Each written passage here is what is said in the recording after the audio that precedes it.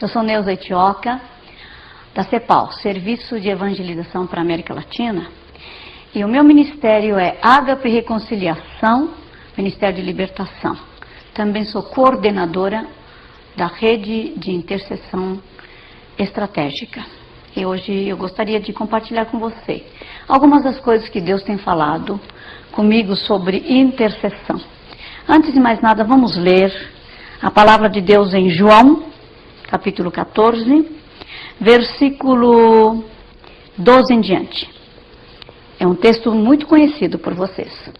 Em verdade vos digo que aquele que crê em mim fará também as obras que eu faço, eu, Jesus, faço. E outras maiores fará, porque eu vou para junto do Pai. E tudo quanto pedirdes em meu nome, isso farei, a fim de que o Pai seja glorificado no Filho. Se me pedirdes alguma coisa em meu nome, eu farei. Se me amais, guardarei os meus mandamentos. Irmãos, esse versículo é um versículo que nos impressiona, porque afinal, ele diz que aquele que crê fará obras que ele mesmo faz ou fez e continua fazendo. E enfaticamente ainda ele diz, outras maiores fará, porque eu vou pôr junto do Pai. E logo em seguida, no versículo 13, ele diz, e tudo quanto pedirdes em meu nome, isso farei, a fim de que o Pai seja glorificado no Filho. Pois é. Então, as grandes obras, as maiores obras fará, essas maiores obras aparentemente está ligado com o pedido nosso em nome de Jesus, que é a oração e a intercessão. E Deus está chamando muitos intercessores, convocando intercessores em todo o Brasil. É uma convocação planetária dos intercessores. E o Dr. Peter Wagner diz o seguinte, que o movimento de oração, internacionalmente falando, está fora do controle humano. Glória a Deus! Porque é o Espírito Santo de Deus controlando e chamando os intercessores. Deus está derramando o espírito de intercessão em todos os lugares. Todos os segmentos e faixas etárias. Até crianças estão sendo chamadas para interceder. Deus tem uma paixão, a de chamar o mundo perdido para si. E Ele usa o ser humano para cumprir essa tarefa. Antes de mais nada, eu gostaria também de definir mais ou menos o que é intercessão.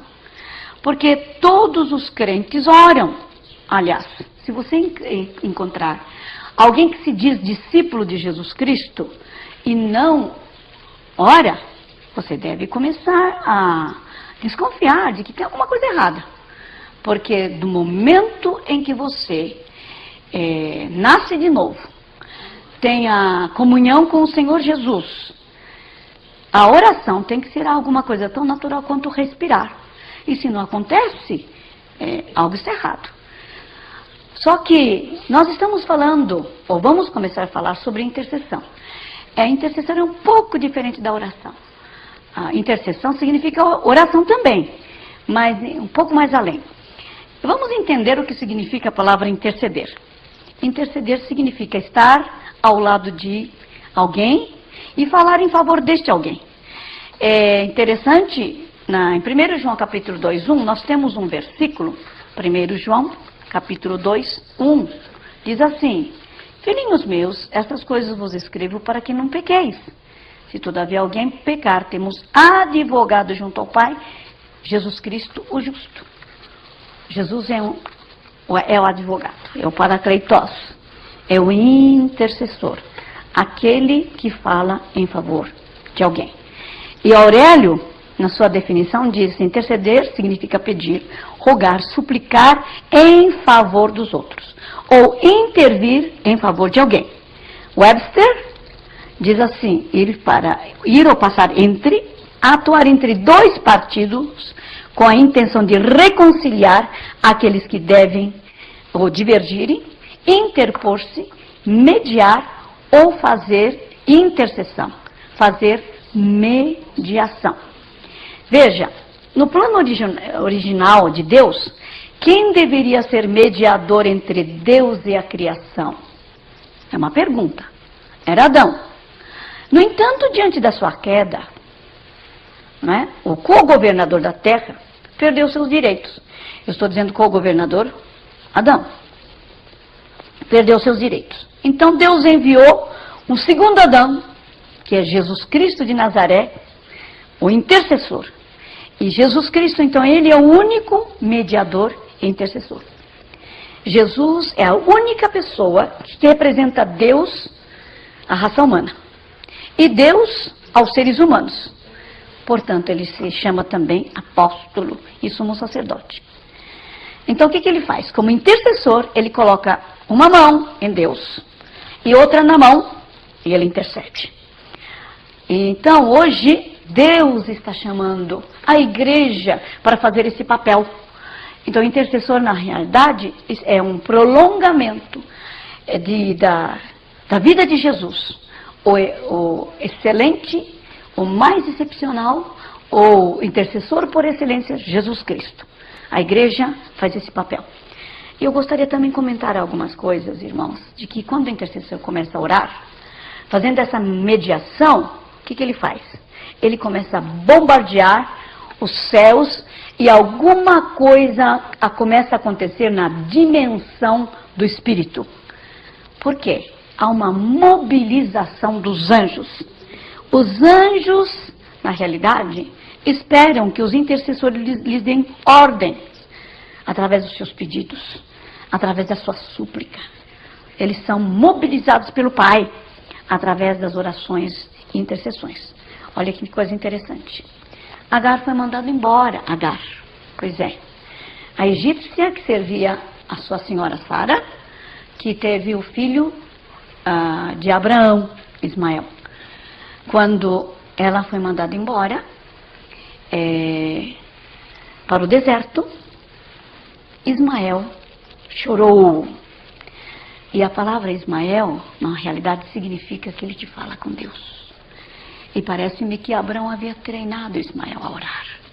E quando então essa criança começa a falar com Deus em choro, que não havia água, Deus então envia um anjo. Que coisa linda, que carinho da parte de Deus. Ismael ora, chora em oração. E então começa a aparecer um anjo para servi-lo. Outro grande líder, chamado Moisés, que era conhecido como o mais manso líder sobre a face da terra. Apesar de todo o seu temperamento, na sua juventude, que levantou a mão para até assassinar um egípcio, este homem, na mão do Senhor, se tornou o homem mais manso sobre a face da terra. E o que ele faz?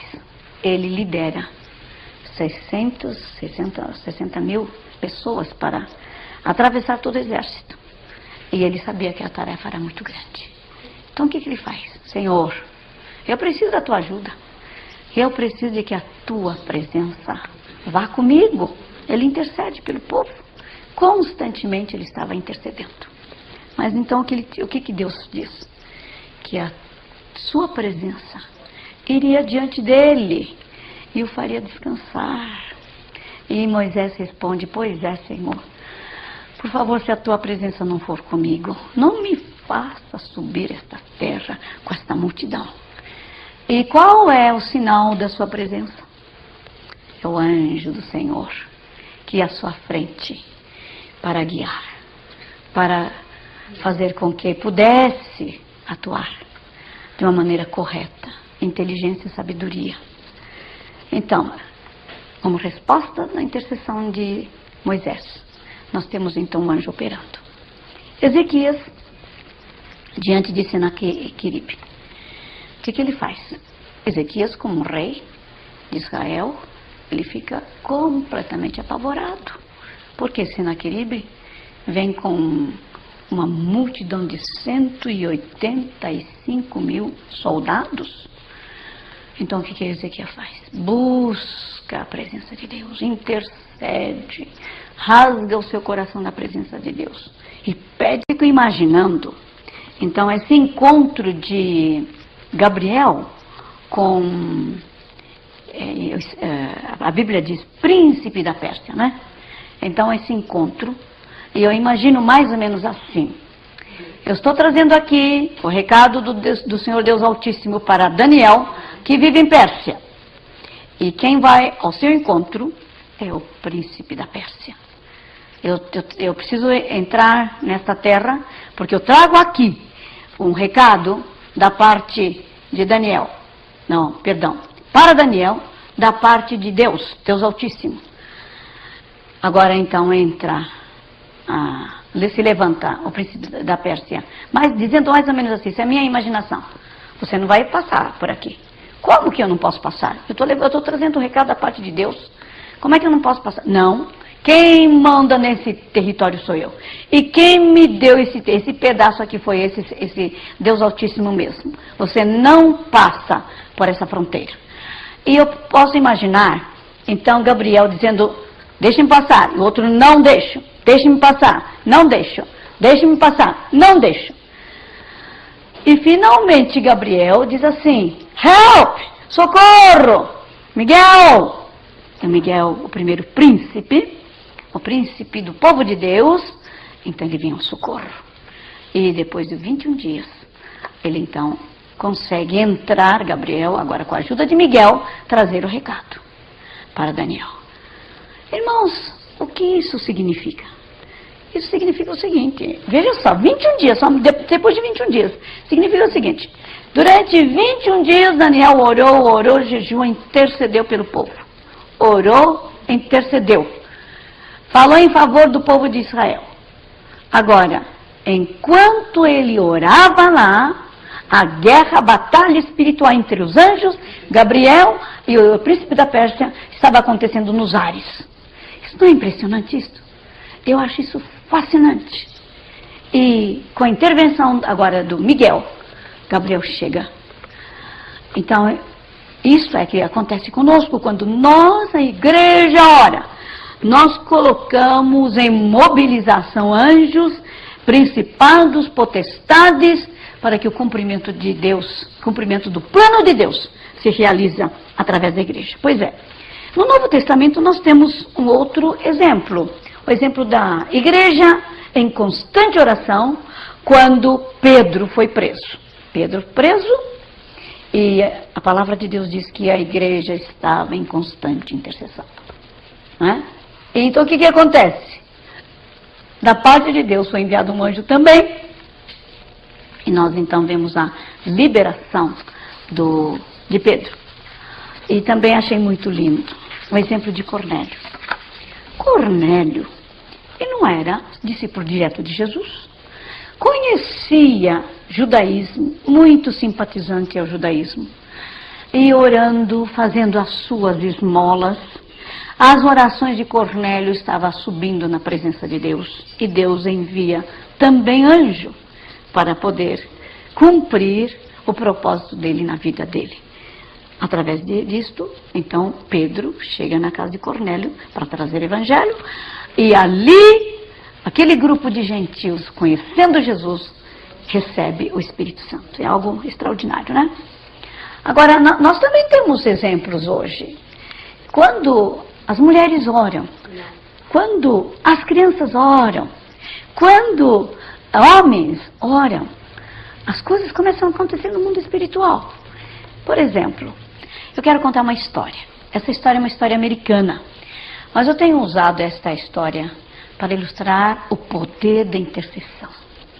Veja só, foi contada por uma pessoa muito importante na minha vida, a minha mãe espiritual, e eu vou colocar os nomes brasileiros para vocês entenderem, para não ficar com aqueles nomes americanos, né? Mas vamos dizer, o Souza, um dia, uma manhã, chegou para sua esposa Márcia e disse assim, meu bem, hoje você vai ter de convocar a tua turminha de intercessão para orar por mim, interceder por mim, sabe por quê? Hoje, junto com Oliveira, eu vou prender uma pessoa muito perigosa, um criminoso.